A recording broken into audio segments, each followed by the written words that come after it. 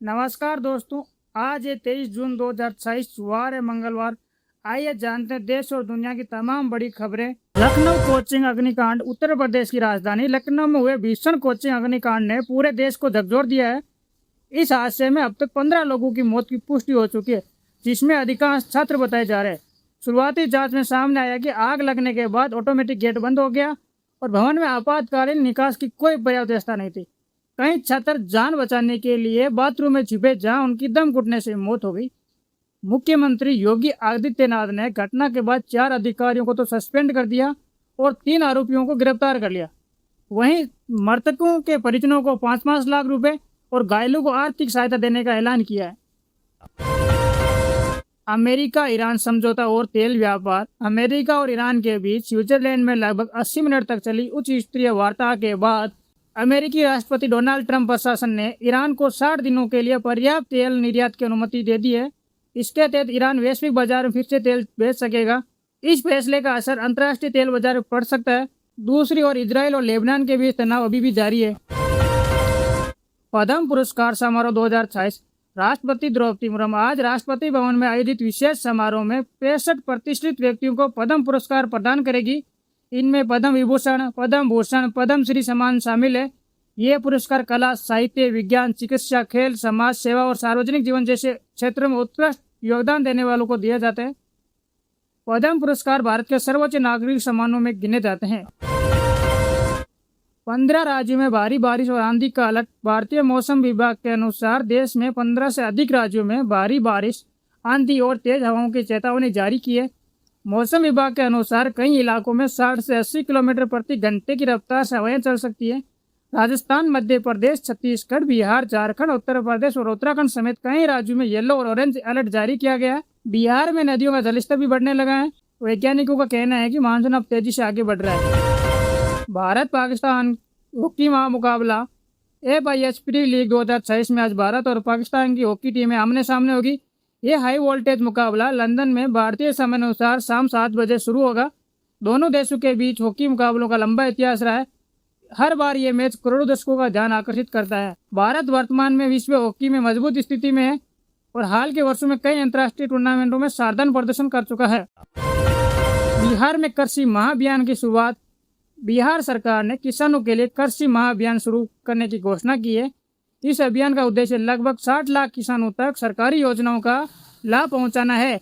सरकार ने किसान क्रेडिट योजना के तहत करीब 15 लाख करोड़ रुपए के ऋण वितरण का लक्ष्य रखा है। अभियान के दौरान किसानों को आधुनिक खेती, सिंचाई तकनीक, बीज, उर्वरक और कृषि यंत्रों की जानकारी दी जाएगी। सोना और चांदी की कीमतों में रिकॉर्ड तेजी। अंतर्राष्ट्रीय बाजार में बढ़ती मांग और वैश्विक अनिश्चितताओं के कारण सोना और चांदी की कीमतों में लगातार तेजी देखी जा रही है। ताज़ा आंकड़ों के अनुसार चांदी का भाव लगभग 2,38,000 रुपये प्रति किलोग्राम तक पहुंच गया है।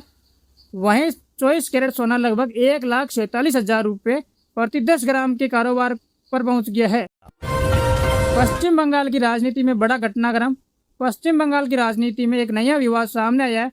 TMC का अंदरूनी मतभेदों के बीच पार्टी के कुछ नेताओं ने समानांतर संगठनात्मक ढांचा बनाने की घोषणा की है। रिपोर्ट के अनुसार ममता बनर्जी और अभिषेक बनर्जी के नेतृत्व को लेकर पार्टी के भीतर असंतोष बढ़ा है। राजनीतिक विश्लेषकों का मानना है कि आने वाले चुनावों में इससे पहले यह घटनाक्रम राज्य की राजनीति को प्रभावित कर सकता है। महाराष्ट्र की राजनीति में फिर बड़ी टूट। महाराष्ट्र की राजनीति में एक बार फिर बड़ा राजनीतिक घटनाक्रम देखने को मिला है। उद्धव ठाकरे के नेतृत्व वाली शिवसेना को झटका देते हुए लोकसभा के 9 में से 6 सांसद एकनाथ शिंदे गुट में शामिल हो गए। इसके बाद लोकसभा में शिंदे गुट के सांसदों की संख्या बढ़कर 13 हो गई है। राजनीतिक जानकारों का कहना है कि पिछले 4 वर्षों में ये दूसरी सबसे बड़ी टूट है जिसने महाराष्ट्र की राजनीति का। आधार कार्ड धारकों के लिए बड़ी रात की खबर सामने आई है। UIDAI ने घोषणा की कि 1 जुलाई 2026 से 31 दिसंबर 2026 तक आधार में ईमेल ID अपडेट कराने पर लगने वाला 75 रुपये का शुल्क नहीं लिया जाएगा। इस अवधि के दौरान नागरिक मुफ्त में अपना ईमेल पता आधार से लिंक और अपडेट करा सकेंगे। सरकार का मानना है कि ईमेल लिंक होने से OTP, महत्वपूर्ण सूचनाएं और सुरक्षा संबंधी अलर्ट सीधे उपभोक्ता।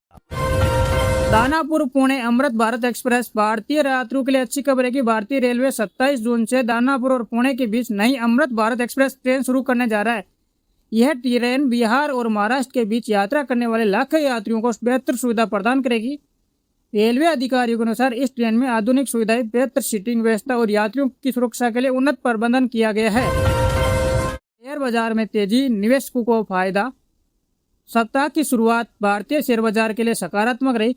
सेंसेक्स करीब 291 अंकों की बढ़त के साथ बंद हुआ, जबकि निफ्टी में भी लगभग 90 अंकों की मजबूत दर्ज की गई। बाजार विशेषज्ञों का मानना है कि कच्चे तेल की गिरावटों और वैश्विक स्तर पर बेहतर संकेतों के कारण निवेशकों का भरोसा बढ़ा है। इसके अलावा ईरान और अमेरिका के बीच तनाव कम होने की खबरों में भी बाजार में सकारात्मक रौनक आई है। कैलाश मानसरोवर यात्रा फिर से शुरू होने की तैयारी। भगवान शिव के भक्तों के लिए बड़ी खुशखबरी सामने आई है। लंबे समय से बंद कैलाश मानसरोवर की यात्रा को फिर से शुरू करने की तैयारियां तेज हो गई है।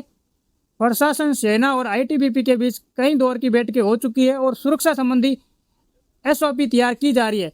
कोरोना महामारी और सीमा संबंधी सुरक्षा के कारण पिछले कुछ वर्षों से यात्रा प्रभावित हुई थी। अब सरकार श्रद्धालुओं को सुरक्षित और व्यवस्थित तरीके से यात्रा कराने की योजना बना रही है।